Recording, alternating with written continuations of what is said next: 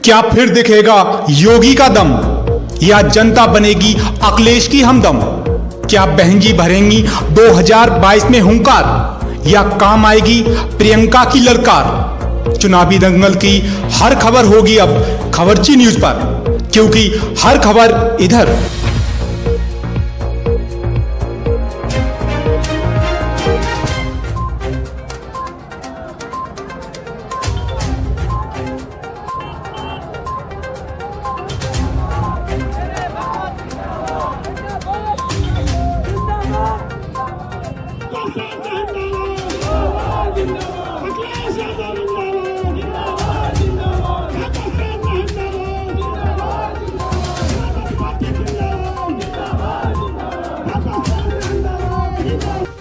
कद्दावर समाजवादी नेता एवं बरेली की नवाबगंज सीट से सपा उम्मीदवार भगवत सिंह गंगवार के समर्थन में प्रचार के आखिरी दिन भारी भीड़ उमड़ी तो अब भावुक हो उठे। पूर्व मंत्री भगवत बोले, राजनीति में उन्होंने बहुत खोया भी है और बहुत कुछ पाया भी है। बेटे अतुल की कहानी याद आई तो बोलते बोलते उनका गला रुंध गया। भीड़ ने अपने नेता के समर्थन में जमकर हुंकार भरी। यूपी में दूसरे चरण का मतदान 14 फरवरी को होना है और उसके लिए अभी से प्रचार की आंधी थम चुकी है।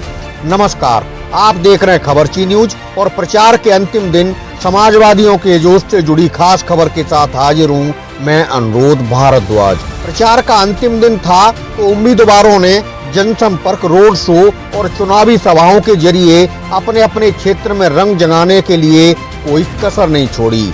टीम खबरची चुनावी कवरेज के सिलसिले में बरेली की नवाबगंज विधानसभा में थी, जहां भहुआ बाजार इलाके में समाजवादी उम्मीदवार भगवत सिंह के समर्थन में बड़ा सियासी जलसा आयोजित किया गया था। पूर्व मंत्री भगवत सिंह गंगवार का चुनावी सभा बांधने को उनकी नवाबगंज और भदपुरा क्षेत्र की पूरी टीम एक मंच पर जुटी थी, तो सपा जिलाध्यक्ष शिवचरण कश्यप भी तमाम नेताओं के साथ जिला मुख्यालय से भीड़ का जोश बढ़ाने सभा में पहुंचे थे। शिवाजी दिग्गज भगवत सिंह गंगवार ने भारी भीड़ के बीच कुछ इस तरह से एंट्री पाई कि पूरा माहौल समाजवादी नारों से गूंज उठा। बड़ी संख्या में लोग ढोल नगाड़े के साथ अगवानी करने सभा स्थल से काफी दूर पहुंच चुके थे। भगवत को काफी दूर से पैदल ही नारेबाजी करते हुए लोग सभा स्थल पर लेकर आए। भगवत ने आते ही माइक संभाला। लंबा प्रचार युद्ध और लगातार जनता के बीच भाषण देते देते उनका गला खराब था। गर्म पानी पी पी कर भगवत सिंह ने किसी तरह अपने भाषण को आगे बढ़ाया। भगवत बोले, लंबे समय से नवाबगंज क्षेत्र की सेवा कर रहा हूँ, आधी रात जनता के काम आता हूँ, मजहब बिरादरी से ऊपर उठकर इलाके के विकास और खुशहाली के लिए काम करता हूँ। भीड़ लगातार उनके समर्थन में जोशीले नारे लगा रही थी और भगवत गला खराब होने के बाद भी अपने भाषण को धीमे धीमे कर आगे बढ़ा रहे थे। भाषण देते देते एक वक्त ऐसा आया कि पूर्व मंत्री भगवत सिंह गंगवार बहुत भावुक हो गए। बोले, राजनीति में उन्हें बहुत कुछ मिला है मगर बहुत कुछ खोया भी है। उनका इशारा बेटे अतुल गंगवार पर विरोधी पार्टी की सरकार में हुए पुलिस ज्यादती की ओर था। गंगवार का पिछले साल निधन हो गया था। सभा में अतुल के स्टूडेंट बेटे चैतन्य गंगवार उर्फ कन्हैया भी मौजूद थे। कन्हैया गंगवार अभी इंजीनियरिंग के छात्र हैं और कभी कभार अपने दादा भगवत सिंह के साथ राजनीतिक मंचों पर भी दिखाई देते हैं। भगवत ने कहा कि उनको गर्व है कि नवाबगंज इलाके में उन्होंने शिक्षा के लिए ऐसे प्रयास किए कि उसका रिजल्ट आज बहुत अच्छा नजर आता है।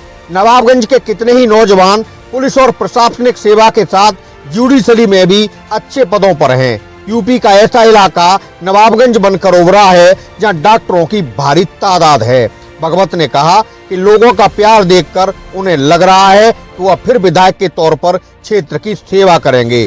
5 साल में नवाबगंज ने जो कुछ सहा है वह किसी से छिपा नहीं है। जनता के प्यार से वह फिर विधायक चुने गए तो नवाबगंज में कृषि यूनिवर्सिटी, केवड़िया में उच्च स्तरीय अस्पताल और डिग्री कॉलेज खुलवाने जैसे बड़े काम करेंगे। आप भी सुनिए भगवत ने प्रचार के अंतिम दिन समर्थन में उमड़ी भारी भीड़ के बीच किस तरह अपनी बात कही और किस तरह अपने जज्बात सामने रखे।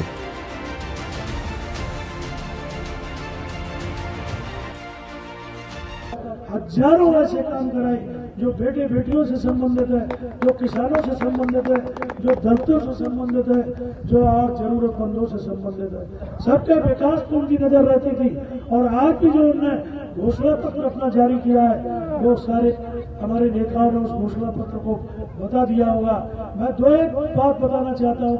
उन्होंने कहा है कि आप किसान लोग, गांव में रहने वाले लोग, किसानी से जुड़े मजदूर हमारे भाई चिंता न करें, अब किसानों में खुशहाली आएगी। उसके लिए एक नहीं अनेक नीतियों को उन्होंने घोषणा कर दी। चाहे उसमें एक बात और पहले भी अगर आप देखें तो दैवीय आपदा की बात हो या दुर्घटना की बात हो, तो अकेले और अकेले किसान और किसानी करने वाले मजदूरों को साथ बीमा का पैसा देने का काम अब मुलायम सिंह यादव या अखिलेश ने किया। आपको याद होगा देशनगर में एक हमारे किसान साथी का बरसात में बिजली गिर गई थी और वो जल गए, खत्म हो गए, तो 5 लाख रुपए का चेक मैंने ही उन्हें दिया था अपने हाथ से। उसके अलावा आज तक सरकारें बहुत बनी, लेकिन किसी सरकार ने किसान बीमा देने का काम नहीं किया। और इस बार को उन्होंने किसानों के लिए बीमा का धनराशि 5 लाख से बढ़ा के 10 लाख रुपए करने का काम किया। और ये ऐसे नहीं, नेताजी कहा करते थे छोटे से छोटे सरकारी कर्मचारी की मौत हो जाए तो उसके परिवार की, उसकी पत्नी और बेटे और बेटी का खर्चा बीमा की धनराशि से हो जाता है। पत्नी को पेंशन मिलती है, उसका परिवार पल जाता है। लेकिन वो किसान जिसके 4 बीघे 6 बीघे जमीन हो और मुखिया खत्म हो जाए, उसके बेटे और बेटी, उसकी पत्नी, उसकी बूढ़ी माँ बाप कैसे जिंदगी बसर करेंगे, कैसे रोटी और रोजी की तरफ बढ़ेंगे? उन्होंने की कुछ नहीं, सरकार होती है, फरमान जारी कर दिया कि आप किसी किसान को चिंता करने की बात नहीं। जैसे सरकारी कर्मचारी को हम लोग पेंशन देते हैं, बीमा देते हैं, उसी तरीके से किसानों के बेटों को बीमा की धनराशि और सहूलत देने का काम करेंगे। इस तरीके से साथियों यही नहीं, आप देखें 1,20,000 पहले 80,000 मिलते थे गरीबों के मकान के लिए सरकार की तरफ से, बाद में 1 लाख हुए, 1,20,000, शायद आज 1,27,000 रुपए। कितने मुन्ना जी भवन की धनराशि कितनी है सरकारी?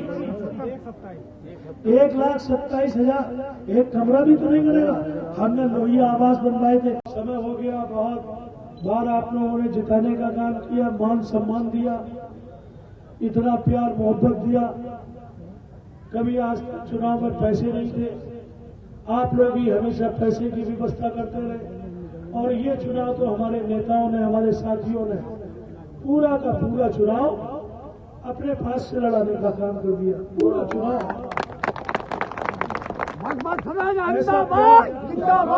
तो इसका खर्च कैसे उतर सकता है? एकतरफा चुनाव है। जिंदगी में बहुत चीजें देखी, राजनीति करना शौक नहीं, इच्छा नहीं, लेकिन राजनीति आपके साथ में करते करते लंबा समय हो गया। इसकी भी एक वजह है, वो बाद में कभी बात करेंगे। और आपने दिया भी बहुत और खोया भी बहुत इस राजनीति में। राजनीति की वजह से ही आप सबका बहुत दुलारा, अतुल चला गया,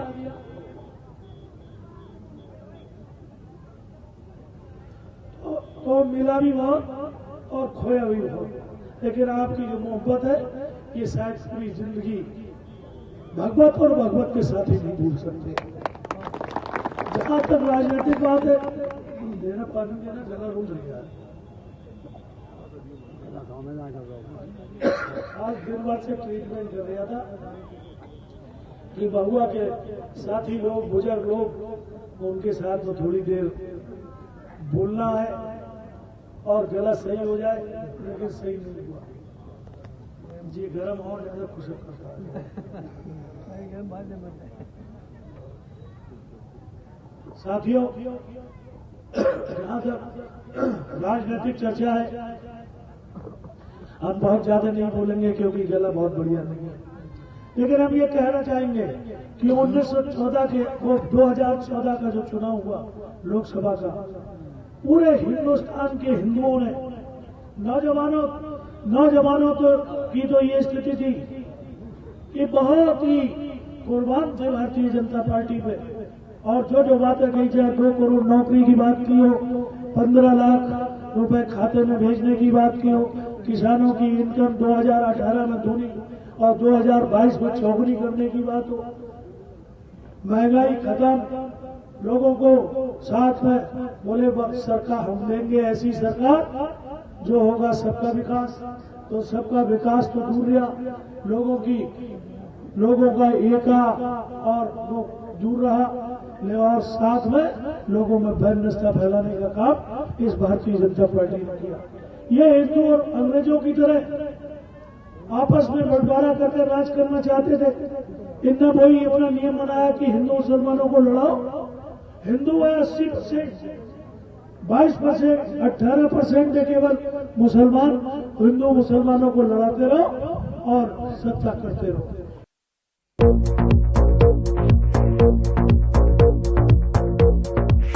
हर खबर देखने के लिए सब्सक्राइब करें हमारा चैनल खबरची न्यूज।